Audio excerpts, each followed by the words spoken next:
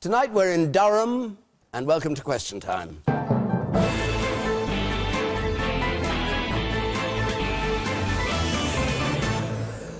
And a big welcome to you watching at home, to our audience here who, of course, make the running by asking the questions and arguing with our panel, who don't know what's going to be asked of them yet. The chairman of the Conservative Party, Grant Shapps, Labour's Shadow Transport Secretary, Mary Creagh, the president of the Liberal Democrats, Tim Farron, the radio talk show host Julia Hartley-Brewer, and the Archbishop of York, John Sentamu.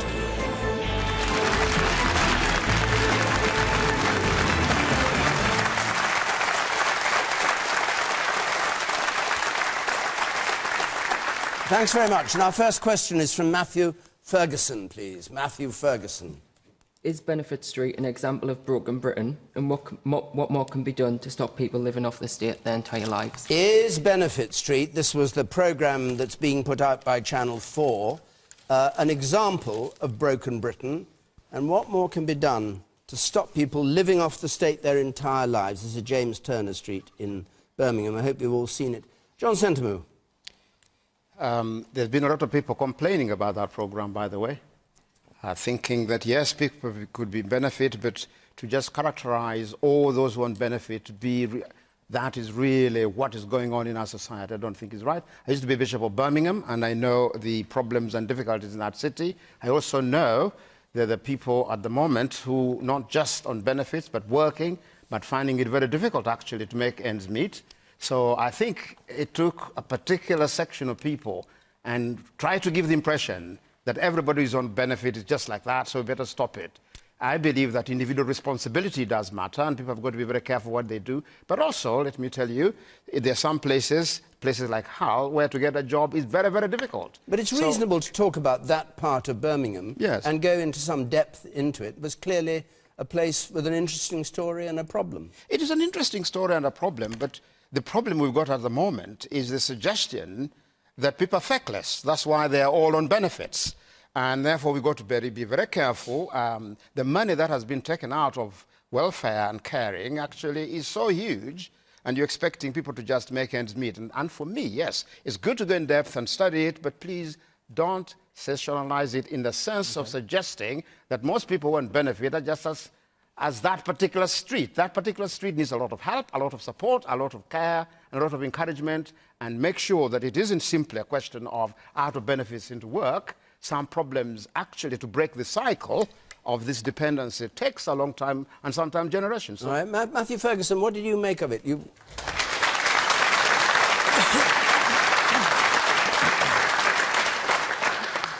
I think it just shows you what is wrong with the welfare system, that people on benefits can go out and spend all of the money on cigarettes, alcohol and drugs, yet people who's working can't do the same thing. And I think what needs to change is, I think the government should start giving people food vouchers for supermarkets and travel passes so they can get to the job centre and to work, instead of giving them free money. And did you see it as typical of...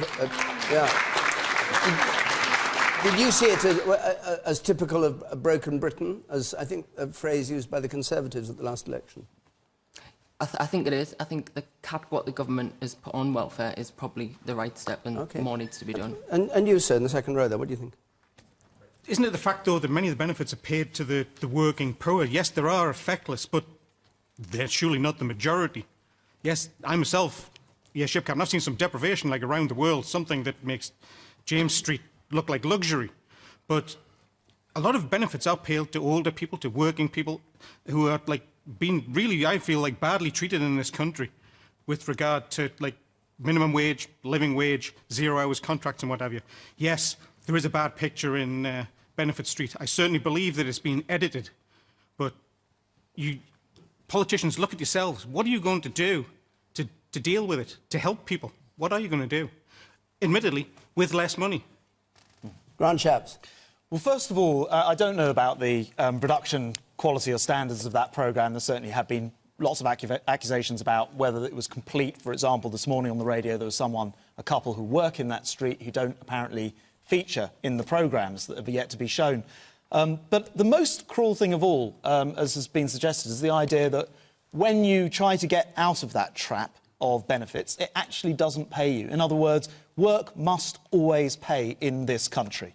And that is a fundamental change to the benefit system through the universal credit that Ian Duncan-Smith has spent so much time bringing in.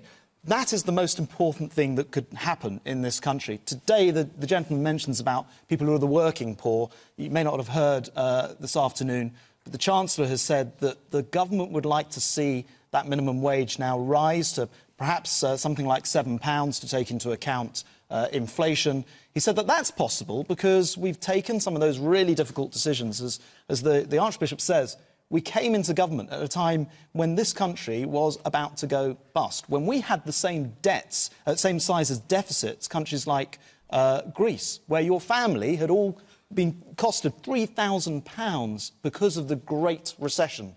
So we had to do something, and that included making sure that benefits like housing benefits came under control. But the biggest help we can give of all is making sure that when people work, they are always better off by doing a day's work than on benefits. Mary Creagh. Well, my first reaction to the programme was that I didn't need to watch the television to see the effects of poverty on the lives of people, because my casework, my surgeries are full of people describing the effects of the government's welfare changes on their lives. And they come to me when their disability living allowance has been stopped and they're waiting for 6 months, 12 months on a reduced income with the same outgoings, waiting for an assessment.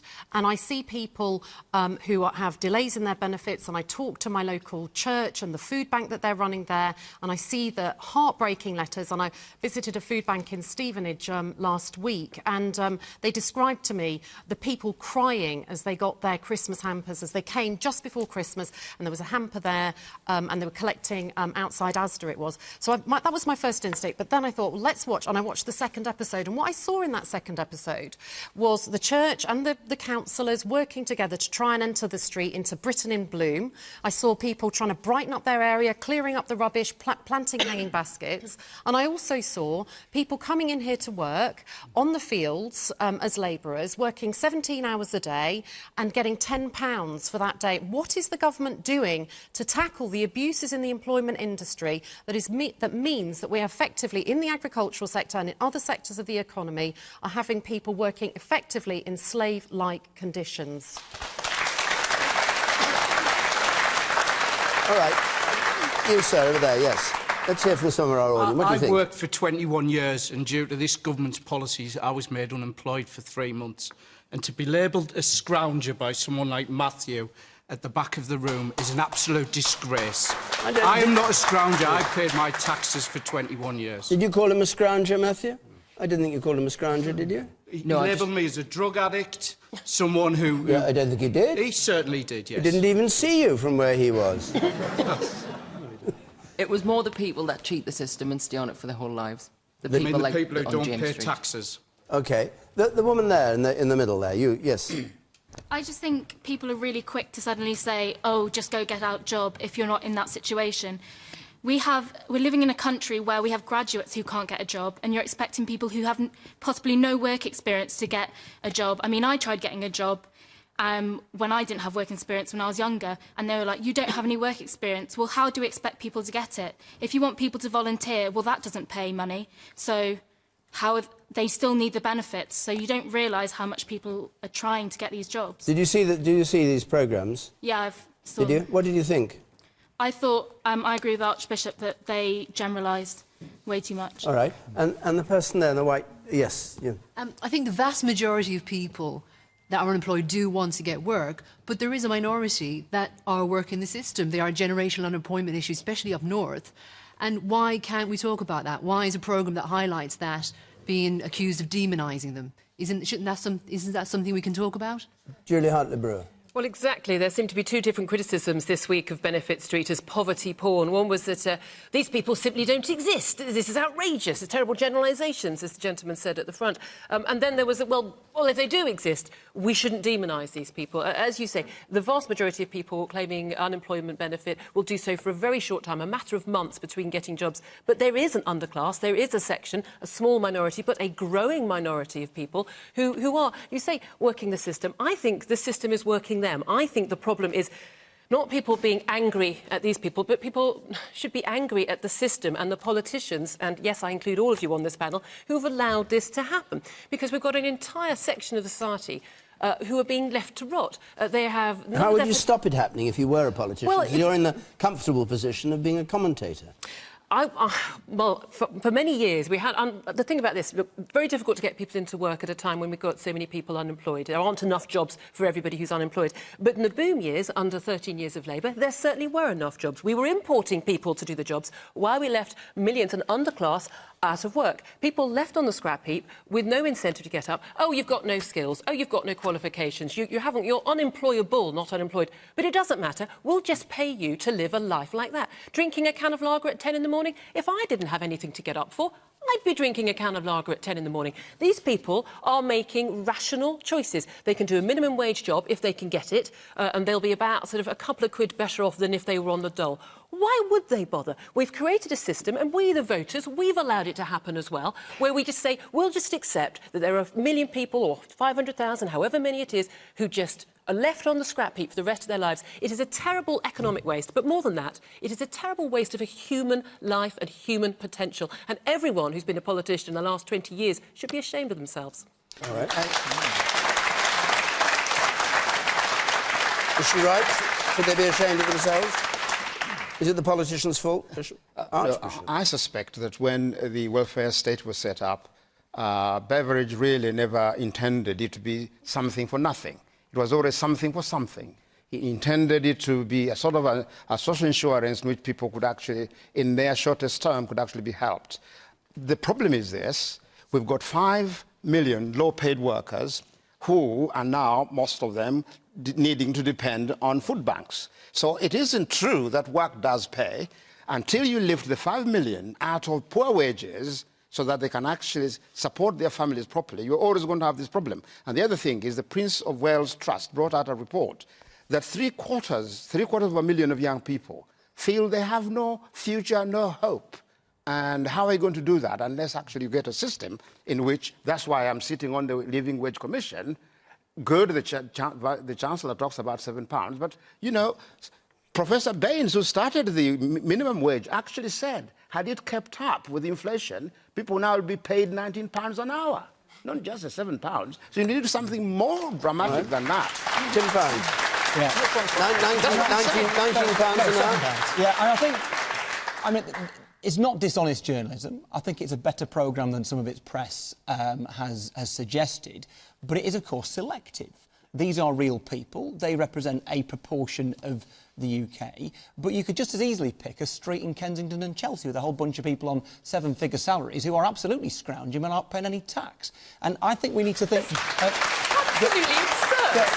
No more absurd than what we're talking about. There's a real people who exist in this country. And what I think is appalling is that you have a group of people who are being represented by this programme who, whether they realise it or not, are effectively robbed of their dignity. And it is absolutely right that we understand that the way out of poverty has got to be work. What I find really intolerable is the way that many people decide to try and divide and rule between the kind of working poor and the non-working poor. The average person who is out of work desperately wants to get into work, and we need to support them to do that. That's why I am delighted that finally George Osborne has caught up with Vince Cable and wants to increase the minimum wage. Good news. That is an excellent move, and that should happen. It's right that the government has lifted income tax thresholds so that you've now got 23, 24 million people with an £800 tax cut and the lowest paid 2 million not paying income tax at all. But you've got to do loads more. I meet tons of people in my constituency in the Lake District with very low unemployment but very low wages who are better off on benefits, and many of them choose to work despite the fact that it's against their interest. That is a disgrace, but the answer is not to demonise those who, through no fault of their own, are on benefits. Yeah. Let's hear from some more members of the audience. You, sir, yes. Poverty is a disease, and it's very difficult to get out of that disease. The people that are in poverty are the people that are being exploited by the power companies, the gas companies, and the landlords that are supplying their houses. This is a big problem, the exploitation of people in poverty, because most of the people in poverty have came from poverty. And the benefit system has only improved in the last 20 years. You can't say it's always been a fantastic benefit system. I must admit, it's a wonderful benefit system we have. But people in poverty have came from poverty, and it's very difficult to escape it. OK. And you? Being a recent graduate who is from the North East, I've really struggled to get a job here. I want to stay in the North East, but I know that in order to do what I want to do, I'm going to have to move to London. Why can't we recognise that decentralisation of jobs and opportunities need to be brought to the North East? What did you make of it? What did you make of the stories that were told in Benefit Street and the conundrum that was posed there? I think, you know, there are people who genuinely do want to work, but those people are not represented on reality TV shows. It's always, like the Archbishop said, the people who we think are the feckless ones in society. And the woman up there on the left. There. Hi, I don't believe in broken Britain. I think there's parts of Britain that are rubbing along quite nicely, thank you very much. I think there are broken communities within Britain, and I think successive governments, through changes in industry, which is being completely removed from this community, have robbed people of the chance for a really decent working wage.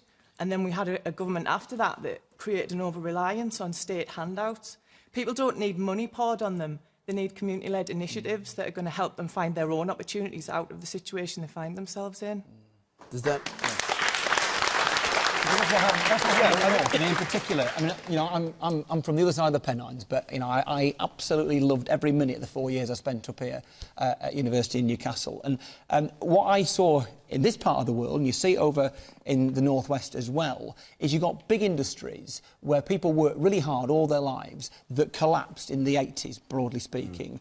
And what happened then was you got a kind of sequence of inherited welfare dependency.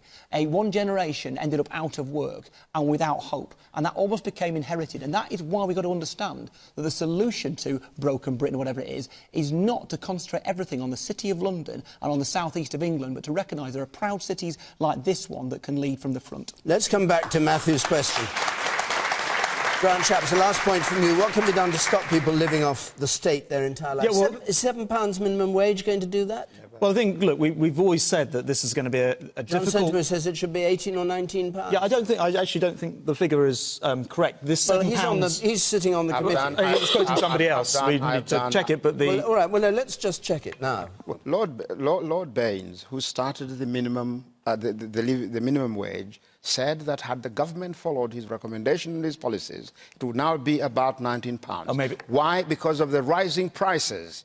And unfortunately, even the Office of National Office for Statistics actually said the drop in the to 2% of the inflation due to things. First of all, the slow rising of food prices. But then they went on to say the trouble is prices are still rising twice the ordinary wage is rising, and therefore the price crisis is still very strong. And as I sit on the Living Wage Commission, we're going to make some recommendations so that people can really get income on which they can live, and there are companies that can afford it. Okay. Small-sized businesses may not at the beginning, but it's quite important to recognise that why should I earn a lot of money, pay the same amount of gas like anybody else, same type of VAT like anybody else, and then those on very low wages struggling, and then we seem to say to them, oh, come on, do better than that. They can't. Grant Shapps. Well, look, first of all, what this rise would do would bring it back to where it was pre-recession to keep up with inflation. That's what the £7 do. You may be right going back much further than that. What I actually listen to the audience, what I actually think about Benefit Street programme is it doesn't reflect some of the true realities of Britain, as other panel members have said. For example, you wouldn't know from watching that programme that there are fewer workless households in Britain than ever before. You wouldn't know that there were more people in work in this country, including more women in this country in work than ever before. And I think that, as Julia was saying, there are many changes that still need to be made, but thank goodness we are finally getting a benefits system in this country where no one will earn more on benefits than the average person can earn Grant, in work. you talked about the universal credit. It hasn't come in yet because it's in universal chaos. No, you had a vote yesterday. You and Tim Yesterday, there was a vote from the Labour Party on the national minimum wage saying it needed to be strengthened, restored and proper enforcement because only 2 firms have been prosecuted for non-payment of the national minimum wage since you two came into power, and you voted against that. Well, it's because it had an insult. You insulted both the parties. Yeah, you'll be pleased to hear that the idea that today George Osborne is going to raise the national minimum wage, hold on, Mary. Let's just deal in facts here. The fine is going to be raised. Let's talk about the work that people are doing, Grant. The fine. Low-paid, 0 hours, poverty pay, part-time contracts, and they aren't able to feed their families and pay their bills at the end of the week. In which case, you'll be pleased to hear that we're about to quadruple the fine on firms who don't pay the minimum wage to £20,000. Quadruple it. I mean, that's a big... Means nothing if there's no prosecuting. There was one... Do you know how many prosecutions in the last year of Labour there were for firms not paying the minimum wage? One. Well, that's what you've done 2 in 4 years. What we've got to have is HMRC. How many years did you have? Well, I don't know the figures, but we definitely brought it in. This is getting very tedious. This tit for tat. Over there, you. Yes. Well, I think I'd like to continue on what Tim Farron was saying. That I would put it forward that no one in the UK doesn't want to be working. No one wants to live a pointless existence for nothing. And the problem is that there are too many people in this country directing their anger and passions towards the most vulnerable people in society, rather than directing their passions where it should be on companies like Vodafone and Amazon that have robbed our high street of jobs, robbed money from the public pocket and do nothing for this country but robbers of tax. There is a sense of that. One last point from you. I personally think that when it comes to Benefit Street, that I actually saw, the positives that came out of that, and that there was great community spirit, and that the fact of the matter is, when we've got an ageing population, and more than half of our population is going to be over 70, and we're almost doubling our dementia cases, who's going to be making the best dementia communities with that kind of spirit? You thought that was a good community? Yeah, I did. In its spirit, I definitely thought it was. OK. Yeah. Thank you very much. Well, Benefit Street or whatever, if you want to join in the debate from home, you can text or Twitter us at your command. We have hashtag BBCQT. You can follow us at BBC Question Time. You can text us on 83981. And you can push the red button and see what other people are texting. We'll go on to another question now, I think, and this is from William Kilvington Shaw, please. Mr. William Kilvington Shaw. So, despite the potential hazards, are the economic benefits and job opportunities of fracking simply too good to miss? Despite the hazards, are the benefits too... What's your view? Well, we look in America, initially there was quite a lot of opposition and problems with it, but now we see a lot of investment in it, and they're reaping the rewards with a lot lower gas prices. And obviously, we've just discussed the problems with people finding jobs. So it's going to create possibly a large number of jobs. So I can't see why it's a bad thing. So you're excited by fracking? Yes. Yes. All right. Tim Farron. I am less excited by fracking, William, I'm afraid. And it's not for some of the reasons that have been put out there. I mean, I don't know, really, the geological consequences. The science is not all that clear about that. The impact on the water table, the impact on the landscape and all those things. Those are all moot points, and they're interesting points made on both sides. My honest view is that the most serious problem facing humankind is climate change. What on earth are we doing signing up for another fossil fuel? So what did you make of...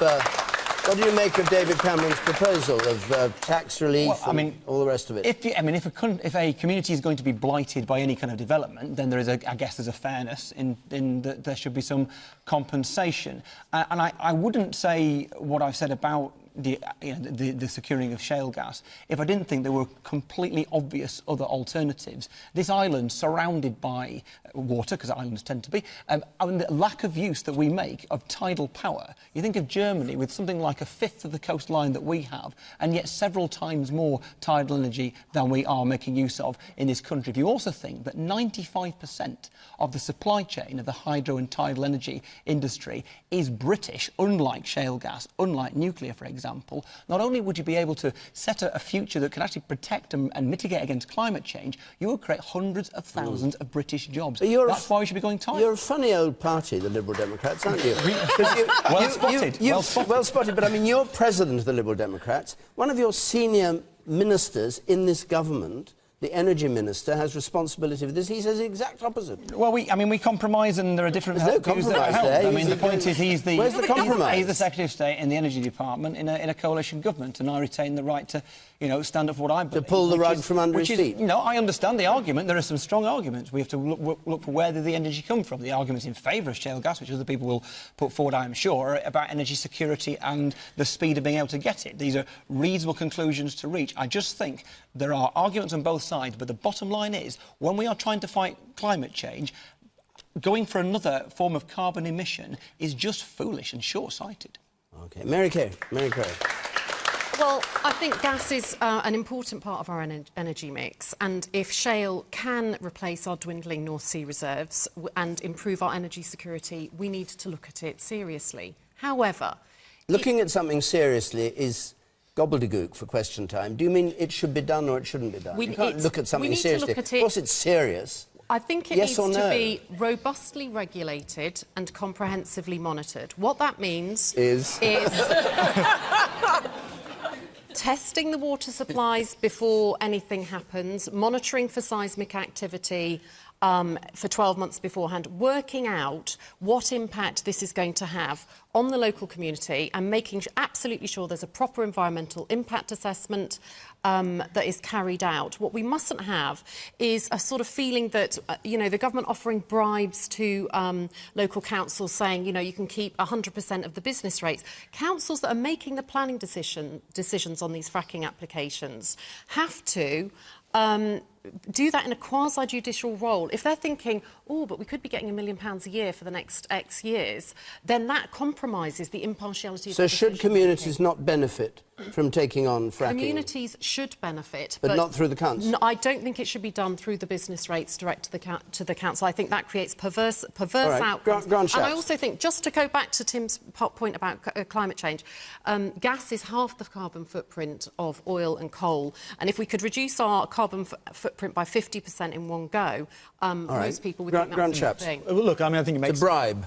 Well, I'll come to that in a sec, but I think... Well, go to it straight, because that's what you said. OK. And I don't think it's a bribe. I think that by giving communities £100,000 when the exploratory work's carried out, 1% of the revenue, and as was just being described, all of the business rates, it does provide incentives for the communities to actually benefit. And if you're going to have some inconvenience in your community, and actually fracking is nowhere near as inconvenient as a coal mine or something, just because the footprint is probably no bigger than the size of a house, but I think there should still be benefits back. But on the wider question that was asked, look, if there's shale to be exploited in this country, don't we owe it to the hard-working families in this country who put up with high energy prices to make sure we can give them that secure energy supply? Of course it does. They're doing it in America. We've seen that there's no international evidence at all of problems to do with earthquakes or contaminated supplies. But, of course, we want to make sure we've got the safest possible rules and regulations in place, and we'll do that. But, of course, it makes sense for hard-working families in this country to be able to access cheaper energy to heat their homes. And, of course, yes, that's another... Where's the evidence? The Conservative policy was the large, uninhabited and desolate areas of the northeast are suitable. It's certainly for it. For a start, you can only frack for shale gas where it is, and it's actually all over the country. So that's. So it's not Tory policy to follow Lord Howe and just deal with. Yes, sir. You up there on the left. Tim Farron suggests that we try and use renewables as much as possible, and of course that's a good idea, but you cannot rely on them. If we want to have electricity 24 hours a day, 365 days a year, we've got to have something as a backup supply. And you're in favour of fracking? I am, because we're going to have to use gas to make electricity when the renewables are not making enough for us. There is nothing more reliable than the tide. It happens all the time. But it's... Honestly, no, you're right about wind. It does not. You're right about other renewables. It's only twice a day. Twice a day. It's a particularly expensive. Not when it's built, it's not. Once it's done, it's an upfront investment, I agree, but then it lasts forever. Does it? With salt? Does it last forever? I thought otherwise it would have been done. You have to maintain things. But, I mean, you know, when the shale's gone, the shale's gone. The sea will be there for some time. Well, but what do you think, sir? Till the next Ice Age, yes. To go ahead. Unless it is allowed to go ahead, nobody's ever going to know if it's totally viable. Absolutely. So you'd like to see at least experiments with it? I would. Yes. A lot of people now. The woman in yellow there, what do you think? Well, I disagree very much with the original questioner. We're not America. We haven't got the vast spaces that America has. We're a tiny island, and the impact on us would be enormous. I agree completely with you, Tim Farron, that we should be going for renewables. Apparently in America, the shale is already beginning to run out, and it hasn't led to lower prices because they've been exporting the coal that they continue to mine in order to continue to raise the prices. Julia, you're disagreeing with would her, also like yeah? to, yes, I do disagree with fracking, And but she I would also disagrees like with to you. say, is it significant that Total have bought 50% or bought into 50%, 47% of our fracking banned in when France. France has banned fracking in Let's their not country? follow the example of the French economy. Julia. The problem we've got in this country is that we don't have a sane energy policy. In fact, we don't have an energy policy at all, and we haven't for a very, very long time. Every single government has kicked it into the long grass. Oh, we'll deal with it later. We don't build nuclear power stations. We don't deal properly with renewables and the like. The problem I have with the people who oppose fracking, with all due respect to those of you who do, they seem to be the same people who oppose nuclear energy, who oppose coal, who oppose gas, who oppose oil. People who won't be happy until we're all sitting in mud huts surrounded by wind turbines and reading by candlelight. I like heat and I like light. I don't want the lights to go on. I want factories to be able to stay working. I would like to heat and light 24 hours a day. I want people to be able to drive their cars and for trains to work. We need new energy resources. It's all very well saying, oh, we know gas supplies might run out. We've been a gas importer for the last 10 years. We need energy that we can be reliable on, that can be secure. We need energy security. Yes, we need it to be safe, but we have a lot tighter regulation in this country than America does. The shale gas isn't running out in America. What has happened in America is that their energy prices have come down. Now, that won't, and you know this very well, Grant, that won't happen here. I'll tell you why. Because it's a French company that's going to be doing all the work. Now, I want it to go ahead, but I want it to be a British company, and I don't want French shareholders benefiting from it. I want British people, British consumers who buy their energy here to be benefiting from it. And I don't know why the governments can't make this happen. Why can't the government make this happen? To make the potential for Shell to pay off, we need to welcome investment from anybody who wants to invest in this industry. There's lots Do you of mean British... nobody in Britain does? No, there's lots of British expertise and investment going into Shell. How After much all, is Total having? I'm afraid I haven't got the figure off the top of my head. 47%? I didn't, but I mean, Quadrilla, again, they're Bermuda-based. No one's going to benefit from that. What? 40%. What I was going to say is... He's the expert. OK. You are now. I read it. Look, the point is, we've got a lot of expertise in oil, gas, excavation in this country, and so a lot of British expertise will go in this. And because we are getting into it, before France, for example, who have banned it at home, they're happy to carry on paying high prices, we'll be able to export that expertise in exploration in the future, in the same way as North Sea oil has enabled this country to export that but our expertise prices won't come around down. the world. Well, Not a single person in the government has ever predicted the prices will come down as a result of this. Well, look, Why one thing not? I do know is that there's more ways of producing electricity, including, as Tim says, through renewables and nuclear, and we have now commissioned the first nuclear power station this year. Why don't prices come down? She says they did in Eventually, America. when these things come online, they will. The prices will come No, down. they won't. No, not as, no, there have been plenty You're of reports. speculating. No, I'm not. I'm quoting We don't reports. know for sure. I'm quoting reports from select committees. Do you know from, for sure? No one knows for sure, other than to say that the more provision No of one energy... is predicting prices No, will that's come not... down. Who is predicting? I am predicting the prices will come down if we can get more supply of different types of energy, and we've got, we've got the oil, which will run out. We need to be replacing that with other things. Gas is actually environmentally, as Mary said, much better for the environment than, for example, coal. You can pipe it over to continental Europe. Unlike, you can't pipe shale gas out of the United States. You can pipe gas out of the UK. As long as you can pipe it to Europe, that is what the energy companies will do. That is what they always do. Let's hear from our audience. You said in the second row from the back there. It's extremely annoying when you hear politicians such as Mary Creagh talk about looking at things very seriously. We're not looking to reinvent the wheel here. The Japanese and the Americans have led the way in fracking, so much so that America will be entirely producing their own energy within half a generation, which would actually be embracing the comments that were slightly misspoken by the the Tory peer who said we should be fracking in the northeast. We should be looking at Northumberland, we should be looking at County Durham and rebuilding the industry in the area. But this is a novel industrial process, and if you want communities to come with you, it's a novel process for this country, and we don't have the regulatory regimes. They're not set up, and the processes aren't there. So we need to make sure the Environment Agency is able to issue the permits, that the regulation, the planning is able to deal with it. And that's how you get communities to have confidence. All right, those points have been made. Let's not remake those points. John Sentamu. On this particular question, I'm ambivalent, simply because I'm not so sure that we've actually secured the whole question of the environment, that there'll be security which can be sustained, that there'll be proper controls. I'm also not persuaded about prices. Remember when everything was privatized in terms of oil and gas and electricity, we were told it would bring down prices. And these gas companies and oil companies, electric companies have been charging us far, far too much. So the same thing will happen here, unless we know that the end result is going to lead in lower prices. And the fact that the chairman of the Conservative Party can't commit himself to this. So I don't want to live in a mud hut, by the way.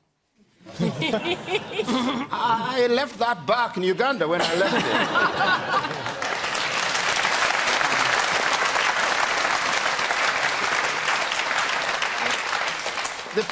The people who really are asking questions, they must be answered. And the government has got to come up with very clear answers why it must be done, that we will be secure in terms of geology, that there will be no earthquakes. Remember Blackpool? There was a difficulty there when they first started to experiment down there. So I'm not so sure that the questions have gone away. I wish them well, but I still remain slightly skeptical. And because I don't want to live in a mud hut, I don't know why the government, for example, does not work on nuclear fusion, because that would be a much cleaner power to use. Why not? Okay. Yeah. You said the back. I actually think, again, we're taking our eye a little bit off the ball here, because one of the big issues we've got here in the North East is fuel poverty. People are finding it very hard to heat their homes and afford to eat as well. And actually, I think we're missing the trick, because there's a huge amount of opportunity to invest in our existing housing, to save energy and prices through investment in the housing structure, and give people that opportunity to actually do more with their own income. And I think that's an area we need to focus more on. So insulation, you mean, rather than fracking? Efficient boilers, easy measures that don't have these huge environmental risks. But there are a whole lot of steps that, if I'm right, that have been taken to encourage that, and they don't seem to have actually They need further investment and support, and that's where I'm looking to see that from the government. And the arm, I can't see who it's attached to, that arm. You say, yes. Yeah, I think specifically in relation to the North East, I think that fracking would be a great opportunity for this area. And I think a lot of people, when they think about the North East, think about the loss of industry. And I think that David Cameron's suggestion of 1% revenue as soon as gas starts coming out would be extremely beneficial to a lot of communities in this area. OK, and you say in the third row. I've just got sceptics in the land grab that's going on from the land registry. They've said historic landowners now clamouring to establish boundaries. So what's going to come back to the communities might not be as much as the gentleman says. But the landowners will claim they will claim their share first, and then the manorial rights, yeah. Tell us about... No, don't tell us about just one comment, which is just in relation to... I want to go to the woman up there on the gang. A couple of the audience have mentioned the industrial benefits. The Institute of Directors reckons 74,000 jobs could eventually be created through the fracking industry. This gives a chance to help end fuel poverty and bring down fuel prices. Why on earth would we not, as a country, want to go ahead and do this? All right. And a last point from you. I don't know much about the arguments environmentally for or against fracking, but what I do think is that the energy companies and utility companies have not exactly proven themselves to be trustworthy or to put consumers first, so I don't see why we should trust them on this issue either. OK.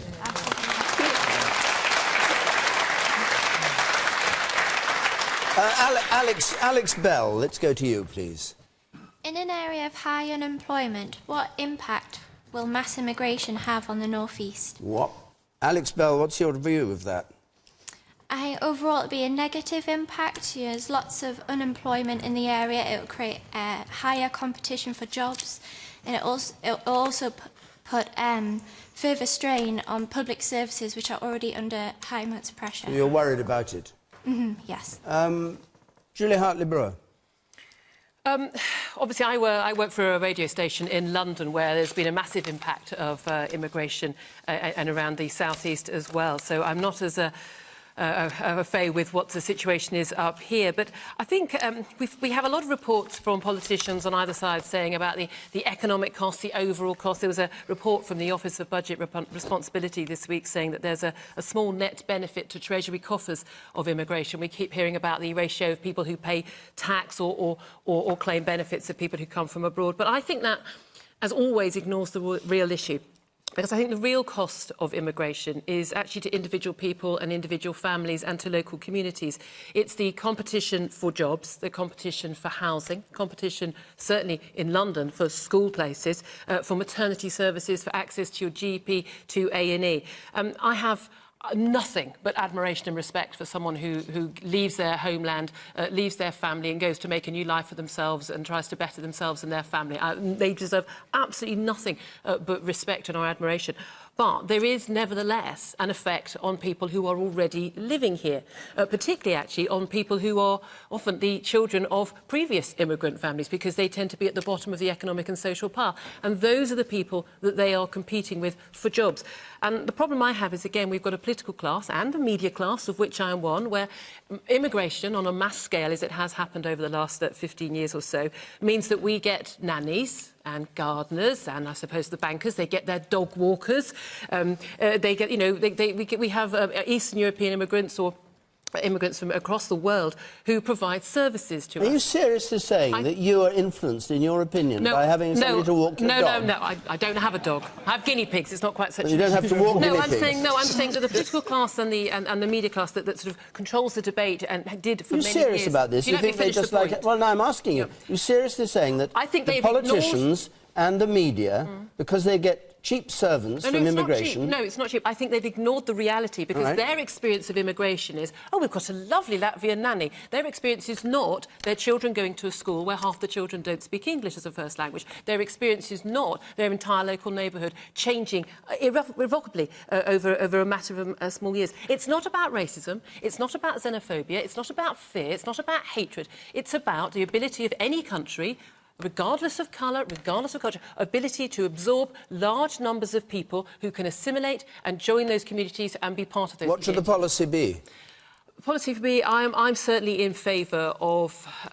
I'm very largely on this issue in favour of a UKIP side of the policy in terms of having a stall on mass immigration in this country, the Tory cap doesn't appear to be working, and actually having a realistic look at how many people can live on a very small island.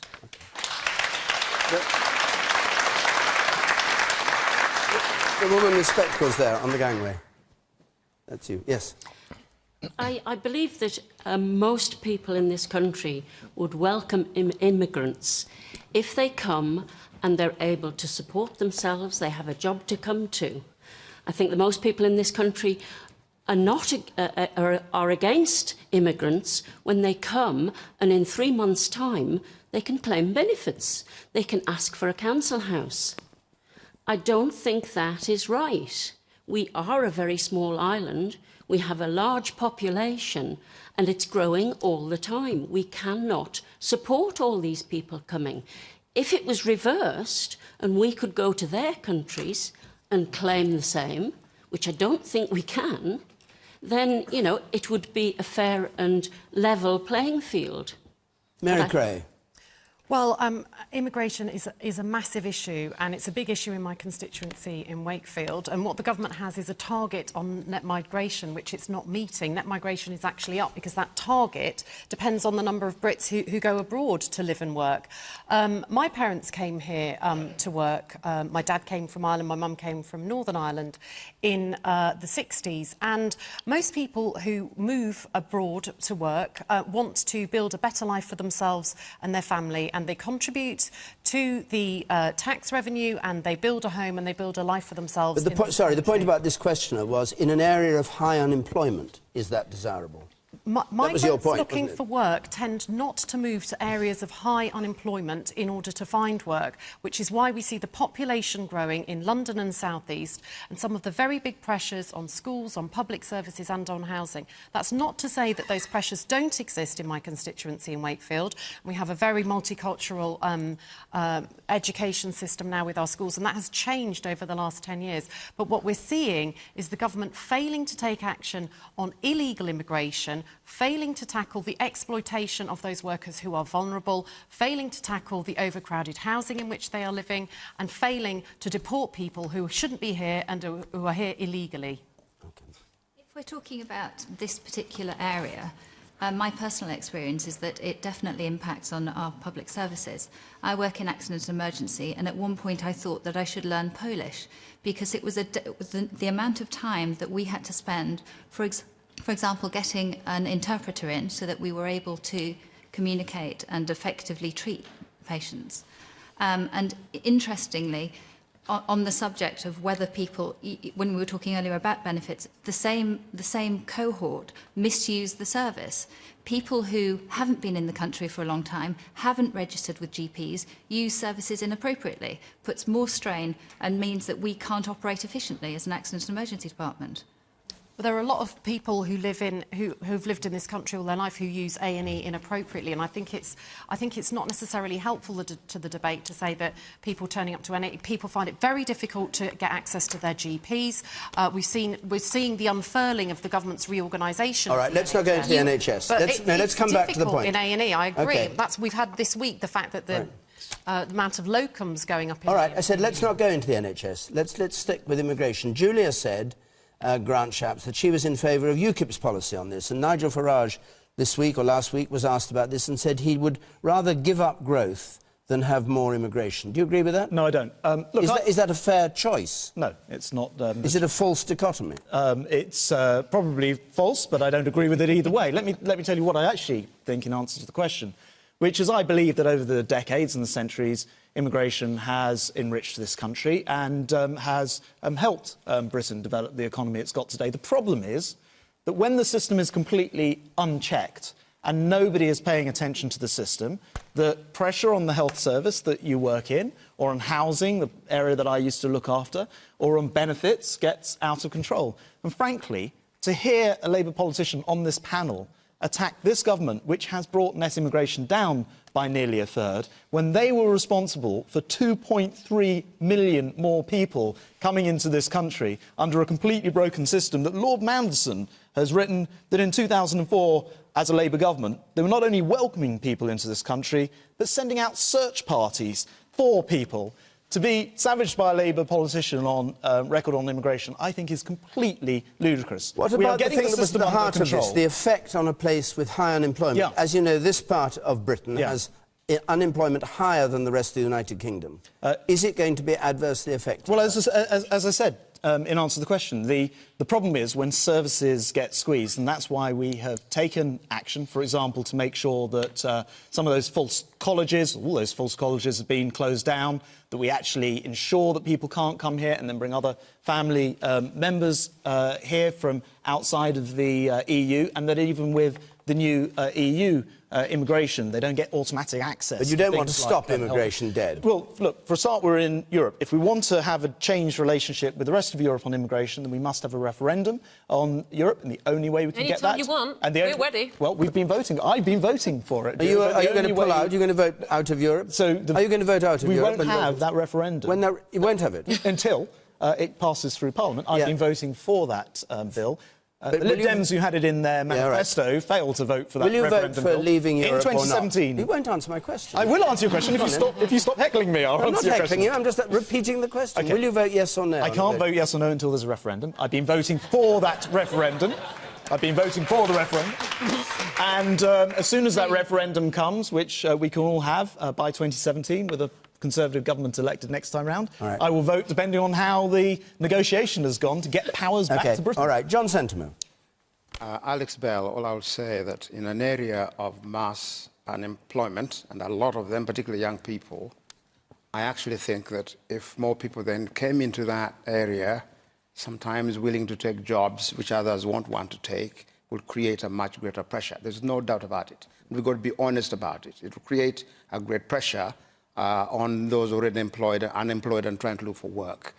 All I would say that this particular region, by the way, has got a much balanced surplus of trade than any other region in the rest of the country. Nissan cars and all they've been doing is just amazing what they've done. But that doesn't take away that we've got to tackle the whole question, particularly youth unemployment.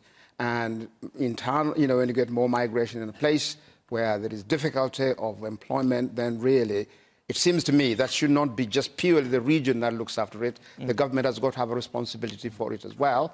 And then finally, I would say, I'm answering that question because myself, I've got a declared interest. I'm an immigrant too.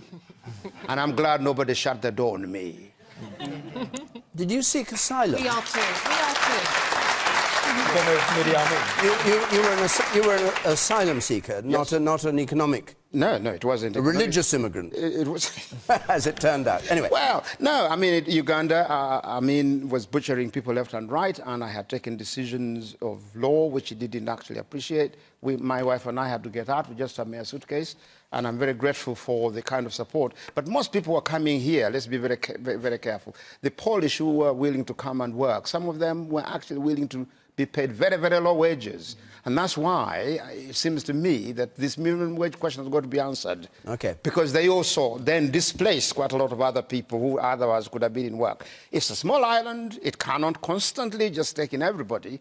But please, could we take the kind of, what I call it, ideology and be more civil? Should we take out the blame culture and be more interested about solutions? Thank you.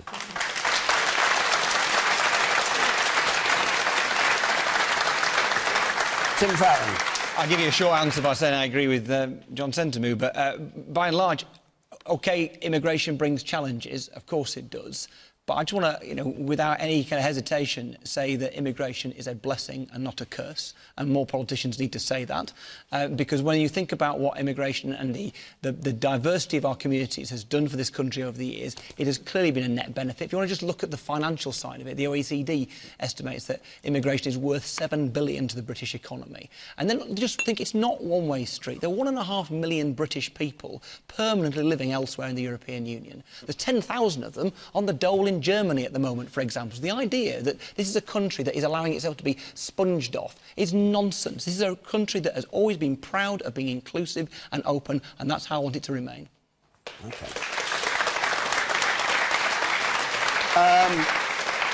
We've only got a few minutes left. I'll take a question, please, from Dorothy Puhala. Is Francois Hollande's affair a public matter, or should he be allowed to conduct his private life in any way he chooses? Francois Hollande's affair, a public matter. Who'd like to answer this one? Me. Go for it. Go on, then. Well, I think what consenting adults do between themselves after work is a matter for them and them alone. And I think what's been interesting is the way that the French press and the French public don't really seem to care a jot and have shrugged their shoulders and moved on. But what I want to know is, he's the president. Where does he get the time? All right. And you in the front here. Yeah, hold on just a second. Yes. Yes. One of the things I think is that somebody who cheats on their partner or wife or something, if they will cheat in one way, they will cheat in another way and be untrustworthy. Right. Can I come back? Yes. Do you agree with her? I absolutely do agree with that. I don't think it excludes someone from high office because they have an affair. You should say he's not actually married and hasn't. He believes it's a bourgeois construction, I believe. But it's certainly relevant for voters to know. I suppose what I really want to say is that Francois Hollande is lucky that I'm not the First Lady of France, because I wouldn't be the one in hospital, he would be. But I mean, I have huge admiration for the fact that a man who looks like he's a middle manager in a small branch of Asda has managed to do so well with the ladies. But I'm surprised, actually, the French have taken an interest, because for many decades they haven't.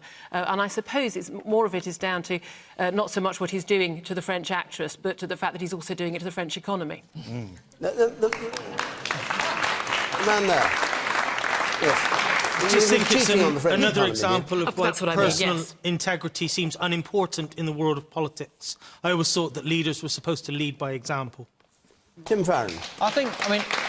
You've got your own local difficulty over Lord Reynard, haven't you? You're all trying to get him to say sorry for inappropriate behaviour. He won't, and you won't do anything about it. Which do you want me to answer? Mine. Yours. And then you can do him. I'll have them both.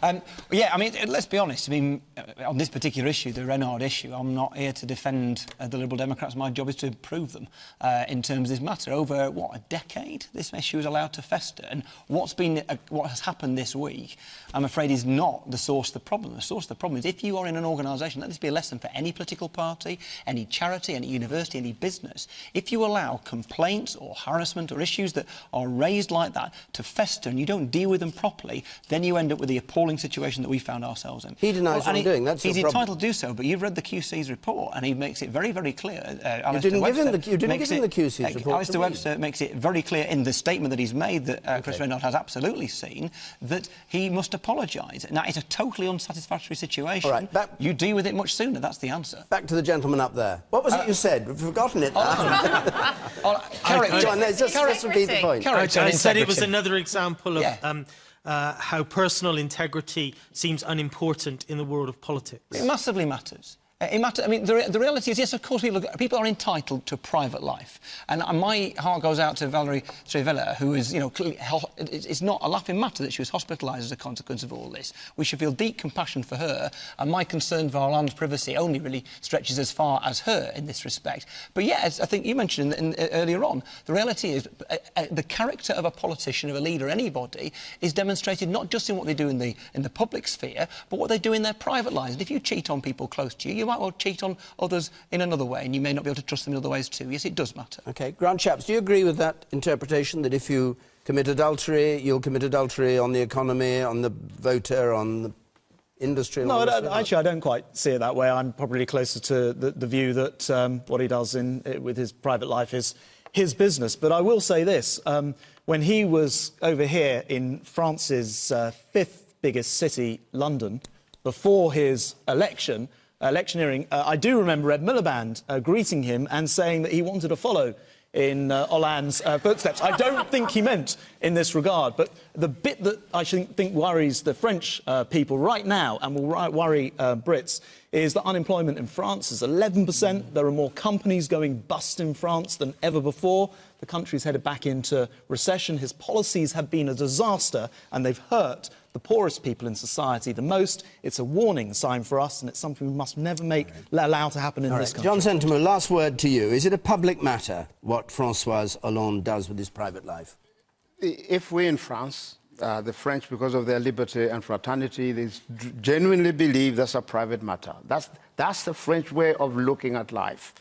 But the problem is this, they've also been asking, do we have a first lady? So they're beginning to realise that this question of liberty and fraternity has some limits. You can't simply go all the way. All I would say, once you're in public life, the private can't easily be separated.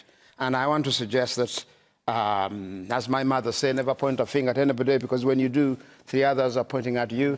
I'm a sinner who's constantly needing the grace of God, and all I can say, you can't separate public from private, because that's really seems to me a cop-out, actually, at the end of the day. OK. Thank you very much.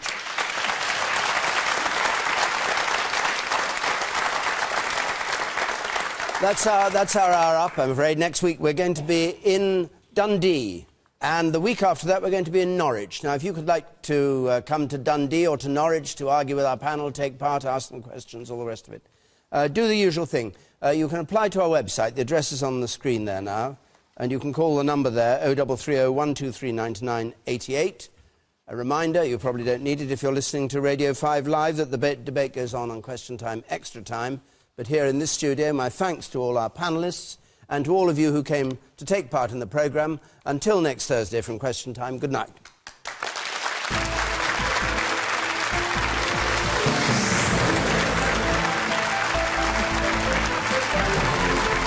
As the panel were just discussing, does everyone have the right to a private life? Former footballer David Gillola talks to This Week next here on BBC One.